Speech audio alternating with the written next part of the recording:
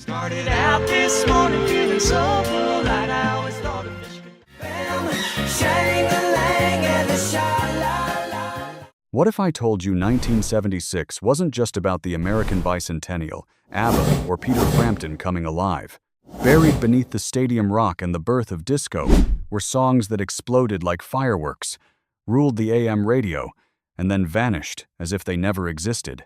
Today we're dusting off the turntable to revisit 10 forgotten one-hit wonders from 1976.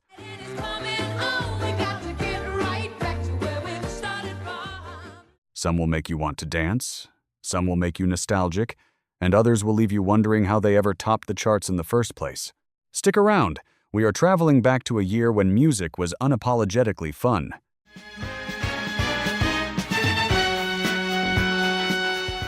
Number 1. Wild Cherry, Play That Funky Music. If there was ever a song that accidentally captured a cultural shift, it was this one. Wild Cherry was a hard rock band struggling to get gigs because club owners only wanted disco. Out of pure frustration, their drummer told lead singer Rob Parisi, "We might as well just play some funky music, white boy."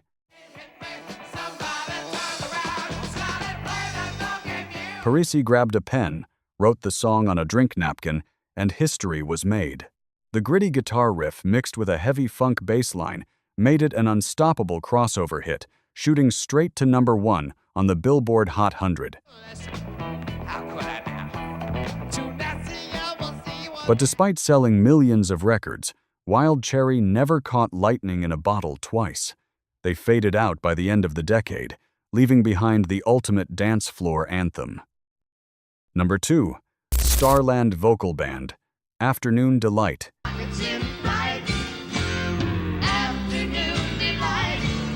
Skyrockets in Flight, Afternoon Delight. You know the harmonies. You know the innocent-sounding acoustic guitars. But if you listen closely to the lyrics, well, it wasn't exactly about eating lunch. This breezy, suggestive pop track became an absolute monster in the summer of '76. It was so massive that Starland Vocal Band actually won the Grammy for Best New Artist, infamously beating out Boston. But the success was a double-edged sword. The song was so instantly recognizable that the band became a novelty act. They never scored another major hit. Number 3. Walter Murphy, A Fifth of Beethoven.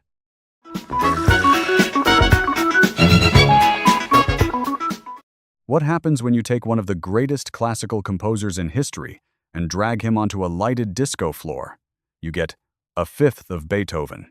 Walter Murphy was a classically trained musician who realized that adapting public domain classical music to a disco beat was a genius way to get on the radio.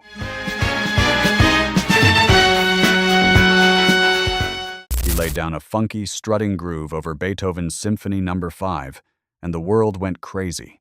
It hit number 1 and later became immortalized on the Saturday Night Fever soundtrack. Murphy spent the rest of his career successfully writing music for TV, but as a pop star, he bowed out after this masterpiece. Number 4. Maxine Nightingale, Right Back Where We Started From. It's all right and it's coming on.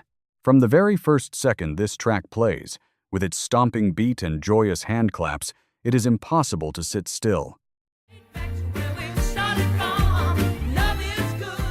Maxine Nightingale delivered a vocal performance so bright and energetic that it felt like a burst of sunshine through your car radio. Recorded in London, the song was heavily influenced by the early Motown sound, using heavy baritone saxophones and an irresistible hook. It climbed to number 2 in the US, but Nightingale struggled to follow it up, eventually stepping away from the mainstream pop spotlight. Number 5. Elvin Bishop, Fooled Around and Fell in Love.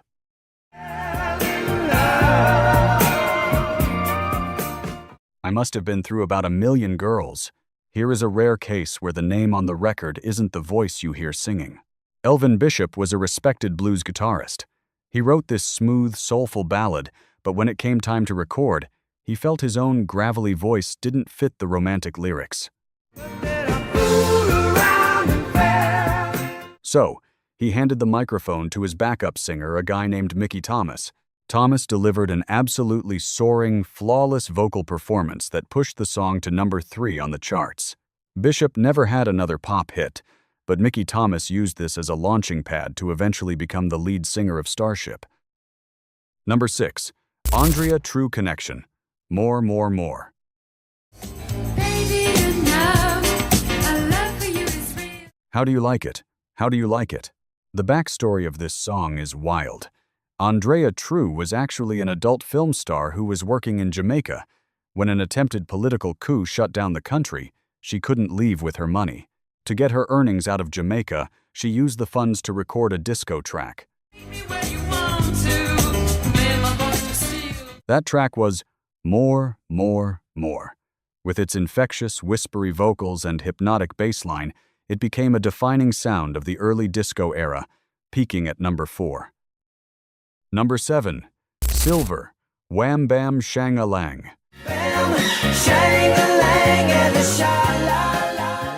We've got a wham bam shang-a-lang and a sha-la-la-la-la-la thing. If this cheerful, harmony-drenched pop song sounds familiar today, you can thank Marvel's Guardians of the Galaxy Volume 2 for resurrecting it.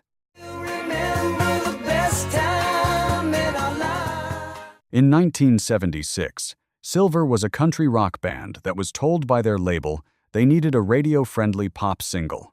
They reluctantly recorded Wham Bam, and ironically, it became their only hit, reaching number 16. The band hated the pop label so much they broke up shortly after. Number 8. Vicky Sue Robinson, Turn the Beat Around. Turn the Beat Around. Love to hear percussion. Long before Gloria Estefan covered it in the 90s, Vicky Sue Robinson owned this track. It's a masterclass in rhythm. The rapid-fire lyrics and heavy Latin percussion made it an absolute staple in the underground New York club scene before crossing over to the pop charts. Robinson earned a Grammy nomination for her incredible, breathless vocal performance. While she remained a disco legend, she never conquered the top 40 again. Number 9. C.W. McCall, Convoy. Big Ben, this here's a rubber duck, and I'm about to put the hammer down. Yeah, we got a mighty Convoy rocking through the night.